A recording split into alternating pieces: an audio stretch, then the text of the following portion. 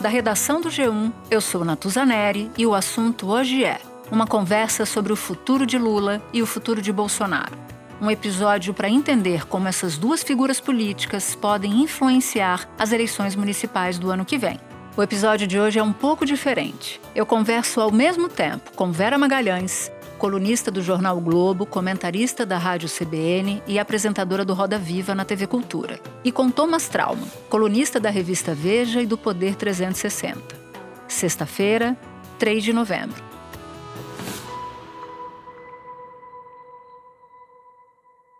Vera, Thomas, Bolsonaro foi condenado pelo TSE essa semana pela segunda vez e agora por abuso de poder político em razão do ato dele, que foi muito mais um ato de campanha, no 7 de setembro, no bicentenário da independência.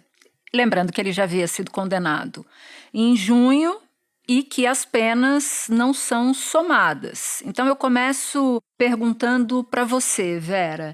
Como é que essa decisão mais recente do TSE pesa politicamente para Bolsonaro, uma vez que ele já não pode se candidatar por 8 anos?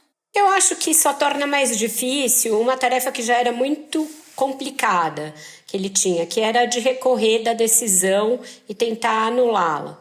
Então, eu acho que agora vai se mostrando, vai ficando evidente que ele vai ter sucessivas condenações, porque ele tem outras ações da mesma natureza e que vai ser muito difícil recorrer e ter sucesso. Por 5-2, o TSE julgou ontem que Jair Bolsonaro e o vice na chapa dele, Braga Neto, cometeram abuso de poder político e econômico e que ambos usaram as comemorações oficiais do 7 de setembro de 2022 com fins eleitorais.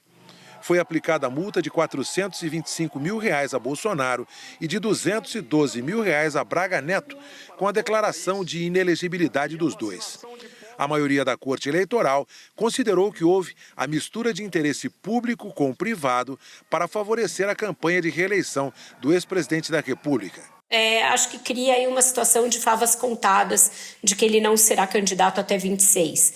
E isso mina, de alguma maneira, a capacidade dele de aglutinar o bolsonarismo, de aglutinar a direita. Ele segue tentando fazer isso, vai tentar se vitimizar, vai dizer que está evidente por todo o conjunto da obra de que está evidente que ele é alvo de um processo de perseguição e esse deverá ser o mote do discurso dele, e tentar manter a tropa mais ou menos unida e ouvindo o seu conselho, ouvindo o seu norte para 2024 e 2026. Eu acho que permanece mais ou menos a mesma situação, pelo menos por enquanto, até a gente saber, por exemplo, a extensão dos outros casos que podem envolvê-lo, 8 de janeiro, a delação do Mauro Cid, etc.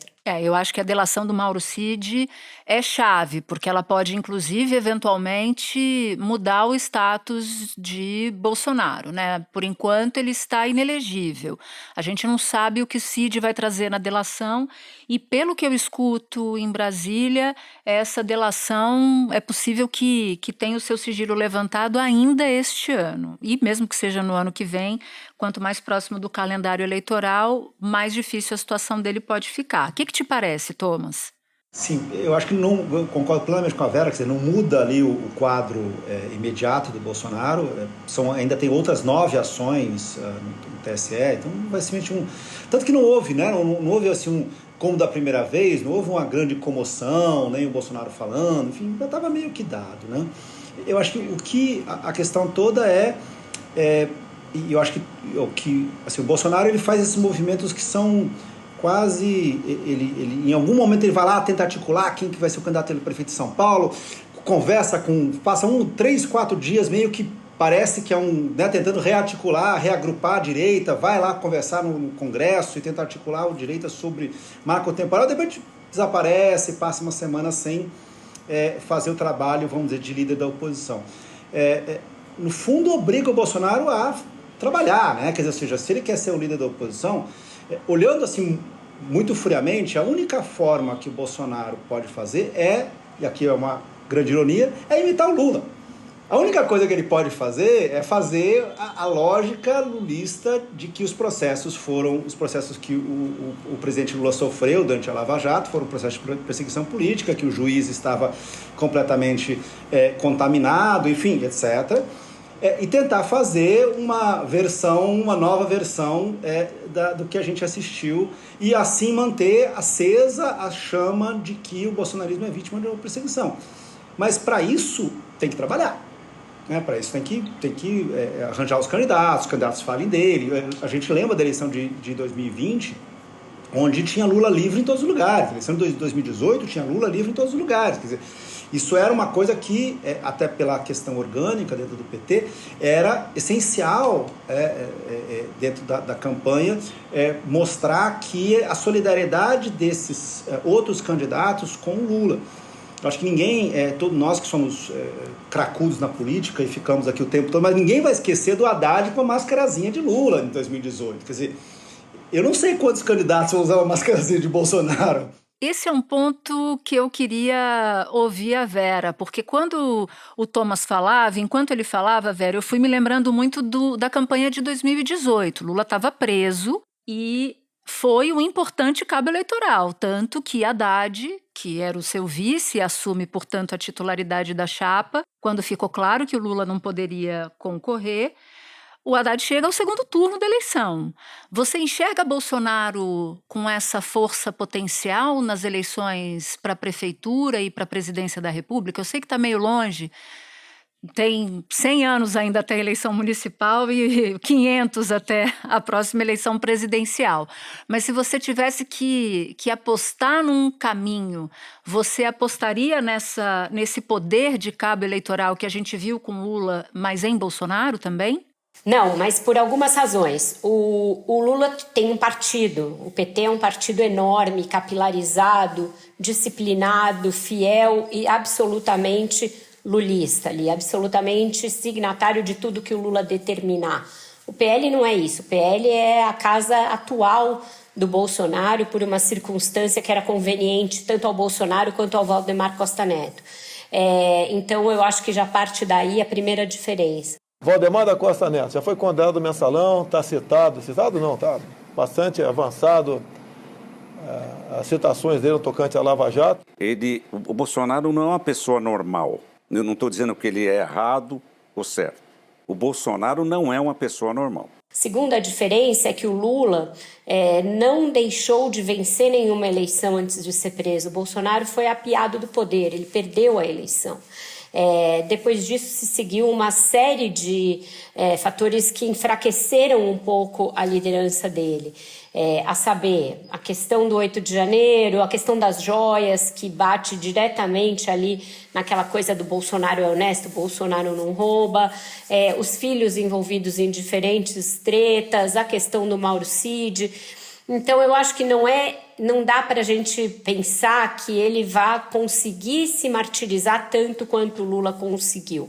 E por último, tem uma circunstância de que o Lula está no poder, então o antípoda dele está no poder. Em 2018, o Bolsonaro ainda não havia ganhado, ele ganha aquela eleição pelo enfraquecimento do Lula, mas o Lula no poder tem muitos instrumentos para ser um cabo eleitoral forte também.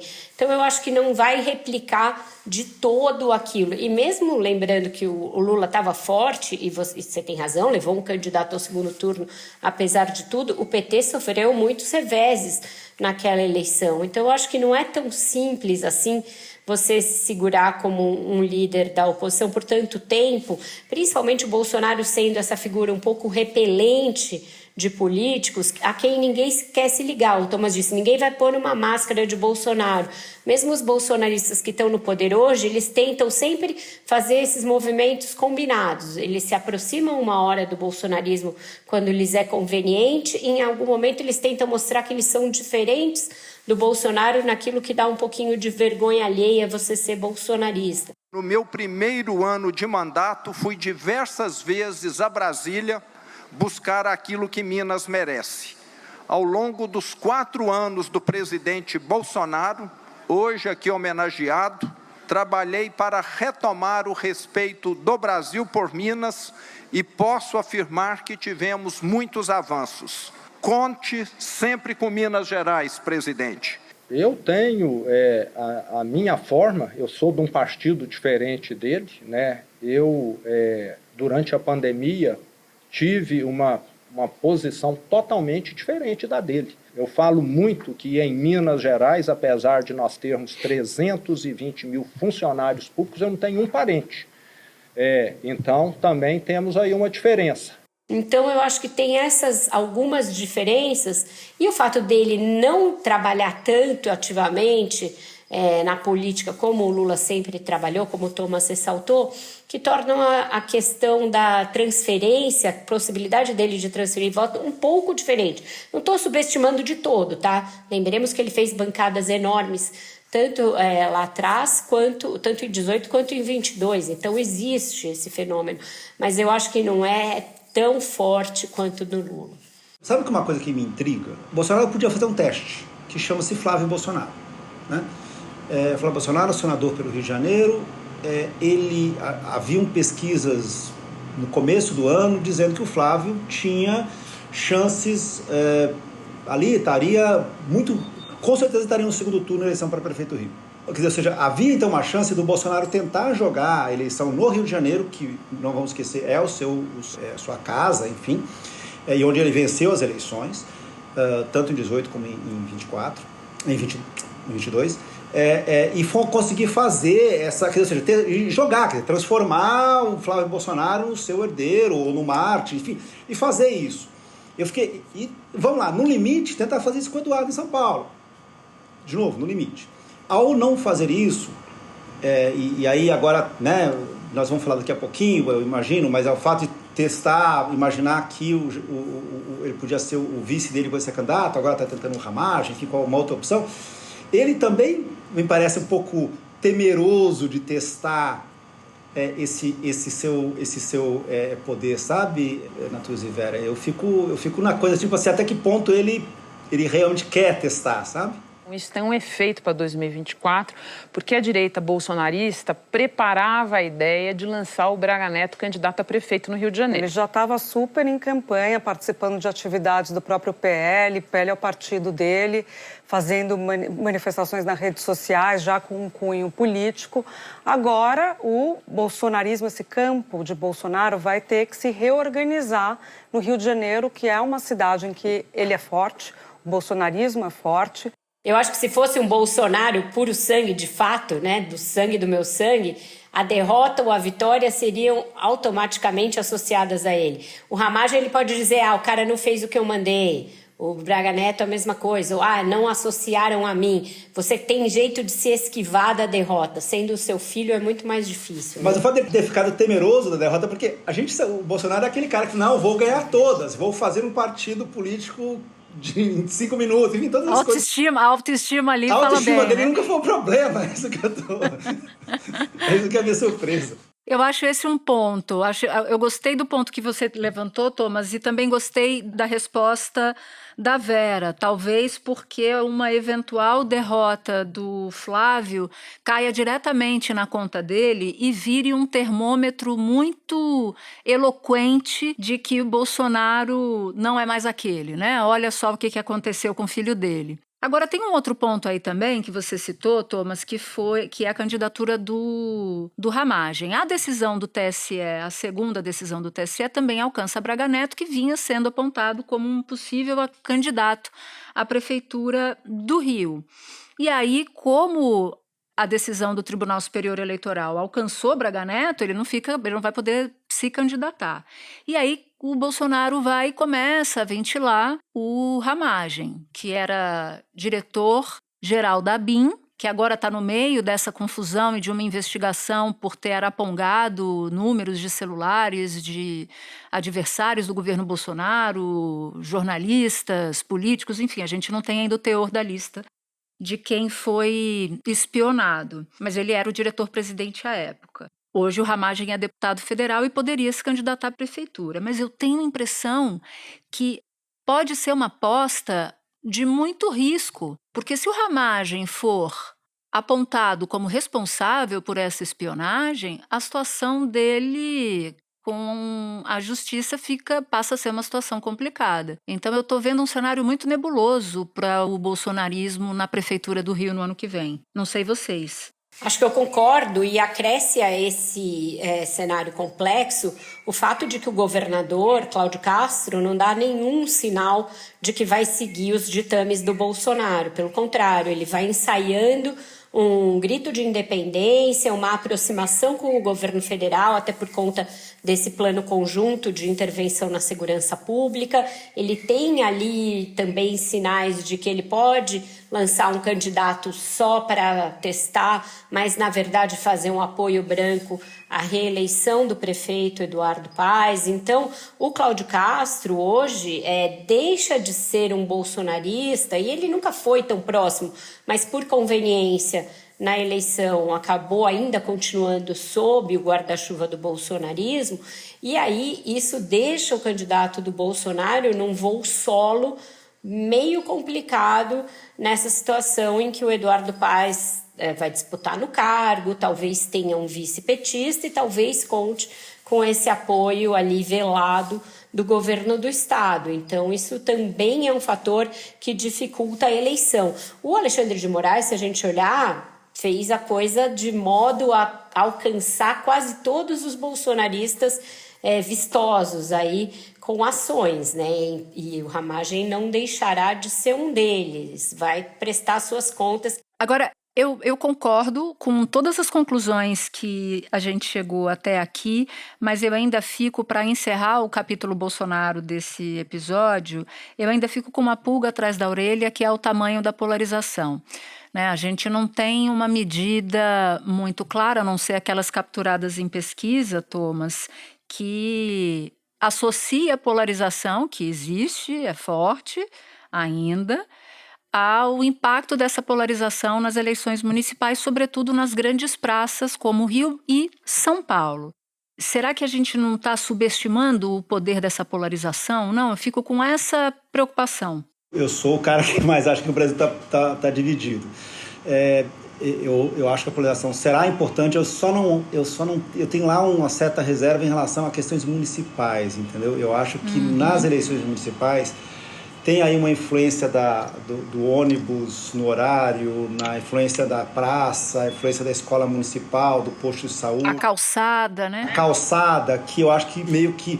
Logicamente que isso não altera a influência dos valores, etc., do que a gente chama aí das questões básicas da polarização, mas eu acho que isso fica mais para uma eleição de executivo federal ou de governador do estado. Eu acho que dependendo, talvez até quem sejam os candidatos em Belo Horizonte, a gente talvez tenha aí uma polarização mais forte. E talvez, mas mesmo assim, Natuza e Vera, eu acho que talvez em São Paulo a gente vai assistir, por mais que o Ricardo Nunes, e é exatamente o que a Vera falou, é um bolsonarista de ocasião, né? Ele é um bolsonarista quando convém. Mas numa eleição que tudo indica, vai colocar, de um lado, um vice-prefeito que assumiu numa morte trágica do Bruno Covas, mas está se colocando como esse herdeiro da direita. E do outro, um líder de esquerda claro e que muitas lembra até fisicamente o Lula jovem, né, que é o Boulos. Vai ser uma eleição polarizada. Acho que não tem como você imaginar que a eleição em São Paulo não vai acabar sendo um confronto entre bolsonarismo e lulismo. Espera só um pouquinho que eu já volto para continuar minha conversa com a Vera e com o Thomas. Eu quero entrar um pouco no futuro do Lula, mas eu acho que vale a pena a gente falar do passado recente até o presente. E aí eu te pergunto, Vera, que presidente você enxergou até esse momento no governo Lula III? Um presidente parecido com o presidente Lula dos governos 1 e 2? Ou os desafios foram maiores e isso fez com que o próprio Lula mudasse o seu estilo? O que você enxergou, assim, se a gente fosse passar um drone sobre esses meses desde a posse, o que você enxerga do Lula, do jeito dele governar agora? Natus, eu acho que os desafios são muito maiores, são mais complexos, são mais sofisticados e dependem menos da ação do executivo, mas eu acho que o Lula demorou um pouco para entender isso, para entender que esse mundo mudou. Ele achou que o maior desafio dele seria vencer o Bolsonaro, e foi um desafio monumental, tanto que ele vence por pouco, mas eu acho que ele não se preparou para o que viria para além daquilo, tanto em termos de resiliência do bolsonarismo, inclusive com um evento trágico como foi o 8 de janeiro, quanto as outras coisas que estariam muito diferentes no mundo, a começar do poder que o Congresso Nacional adquiriu. Apesar dele ter falado muito em orçamento secreto durante a campanha, ele não entendeu que o fim do orçamento secreto não terminaria com as engrenagens que empoderaram tanto o Congresso quanto ele está empoderado agora. Então, o Lula é um presidente com menos poderes do que ele foi nos seus 2 primeiros mandatos. Ele claramente se ressente disso. A esquerda toda tem no máximo 136 votos. Isso se ninguém faltar. Ou seja, mas nós, para votar uma coisa simples, precisamos de 257. Então, de 136, faça uma conta aí e veja quantos falta. Você ganha uma eleição e depois você precisa passar o tempo inteiro conversando para ver se você consegue aprovar uma coisa. Da mesma maneira, eu acho que ele pensou que a reedição dos programas que lhe deram até 80% de aprovação no Lula 1 e 2 seria o suficiente para lhe devolver para esse patamar, sem pensar que o bolsonarismo permaneceria e sem pensar que os programas não respondem a algumas das questões atuais, como a mudança do panorama do mercado de trabalho, um mundo muito mais complexo, a necessidade e a premência de você dar resposta à transição energética, à implementação de uma economia verde. Então, todo esse discurso de petróleo, de PAC, são coisas muito século XX para os desafios que ele tem a enfrentar. Então, eu acho que é isso, é um Lula que veio com um software que não foi atualizado o suficiente, achando que a sua força, como o Lula, que ele ainda é um grande líder político, seria o bastante para devolver a ele a mesma popularidade que ele já teve. E para você, Thomas? É retocável o que a Vera falou. Eu vou aqui só fazer complementos. Eu brinco que o governo Lula às vezes parece que para cada problema novo ele tem uma ideia velha, né? Assim, temos um problema habitacional. O que a gente fez lá atrás? Pô, a gente fez o Minha Casa Minha Vida. Vamos fazer Minha Casa Minha Vida. Tem o problema de saúde. Tudo que a gente fez. Mais mérito. E vai para trás e não tem...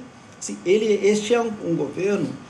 E aí não é uma questão, um debate sobre o mérito desses programas. Só estou dizendo que eles não resolvem mais. E a Vera colocou isso de uma forma muito inteligente. Assim, quer dizer, de fato, o único ministério que você vê gente pensando coisas fora da caixa, o estranho que parece o Ministério da Fazenda. Que tá a turma lá pensando no fiscal, mas tem uma turma lá pensando em transição verde, tem uma turma pensando numa reindustrialização, tem uma turma pensando numa lei de crédito de carbono, e que o governo simplesmente assim, sequer saiu do Ministério da Fazenda ainda para ir para o Congresso, para um debate real, que é importante. Para mim é um grande choque, entendeu? Me parece também, só para complementar, que falta ao Lula 3, uma coisa que havia ainda nos governos anteriores, que é gente que discorde dele e que diga que ele está indo para um lugar errado e que ouse apresentar um caminho diferente. Eu acho que tem muita gente com medo do Lula nesse governo atual, e pelas vicissitudes que ele passou, ele se tornou quase um totem que ninguém ousa questionar.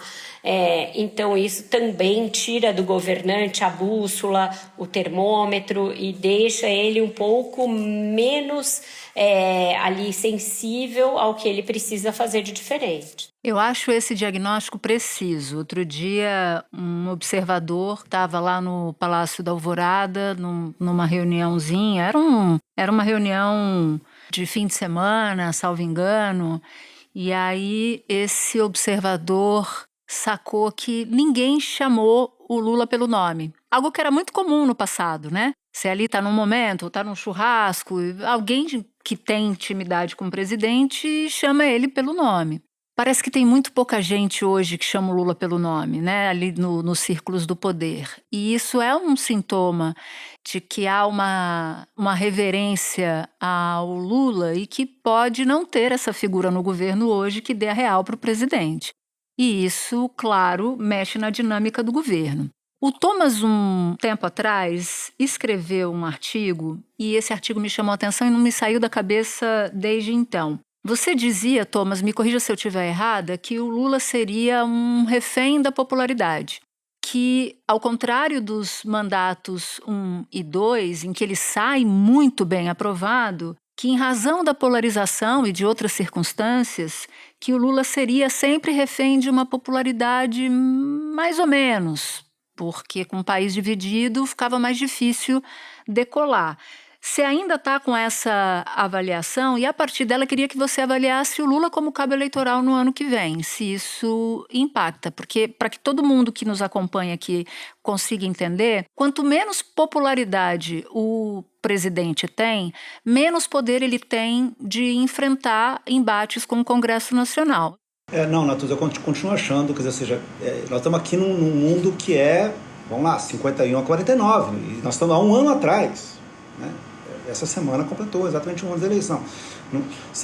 Pesquisas que foram feitas agora mostram que se a eleição fosse de novo entre Lula e Bolsonaro, o resultado não era muito diferente disso, não. Porque existe, da mesma forma como existe uma popularidade do presidente, existe um antipetismo que ele é muito mais forte, talvez maior do que o bolsonarismo, né? Eu tenho muito claro, qualquer que sejam os candidatos em 2026, o candidato antipetista terá no segundo turno 45% dos votos, enquanto o candidato do Lula, enfim, vai ter 45% dos votos idem, como início de conversas. O jornal Folha de São Paulo publicou uma pesquisa Datafolha com a avaliação do governo Lula. Em março, 38% dos entrevistados consideravam o governo Lula ótimo ou bom. Em junho, 37%, agora 38%. Os que consideravam o governo Lula regular eram 30%, em junho 33%, agora 30%. Era ruim ou péssimo para 29%, em junho 27%, agora 31%.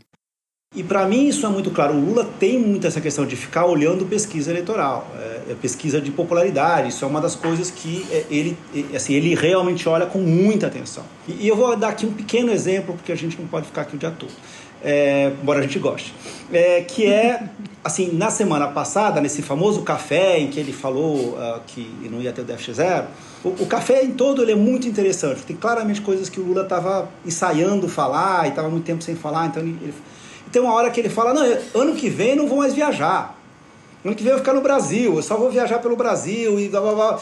Isso é claramente um resultado de pesquisa eleitoral.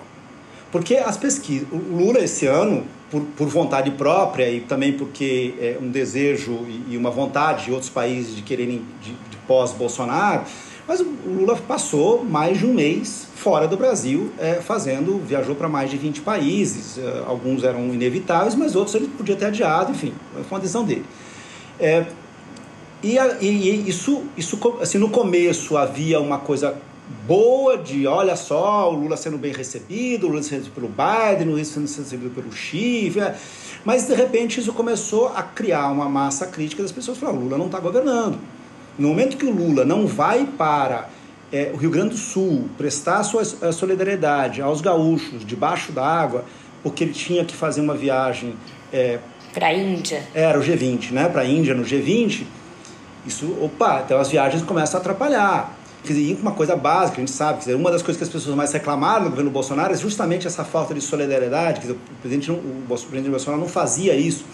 Isso era uma marca, digamos, diferencial do Lula. O Lula ainda não foi para Manaus, que está lá debaixo de fumaça. O Lula não foi... as chuvas continuam. Agora você tem enchentes no Paraná. Você não está vendo o governo ou o próprio presidente, a figura do presidente, tão imbuída em questões que dizem respeito ao dia a dia das pessoas, mostrando sua solidariedade. Thomas, Vera, foi muito bom esse assunto diferente hoje, dessa conversa com vocês. Eu tô achando que eu vou acionar vocês mais vezes pra gente repetir. Adorei o assunto A3, muito bom. Beijos. Este foi o Assunto, podcast diário disponível no G1, no Globoplay, no YouTube ou na sua plataforma de áudio preferida. Comigo na equipe do Assunto estão Mônica Mariotti, Amanda Polato, Lorena Lara, Luiz Felipe Silva, Gabriel de Campos, Thiago Kazuroski, Sara Rezende e Etos Kleiter. Eu sou Natuza Neri e fico por aqui. Até o próximo assunto.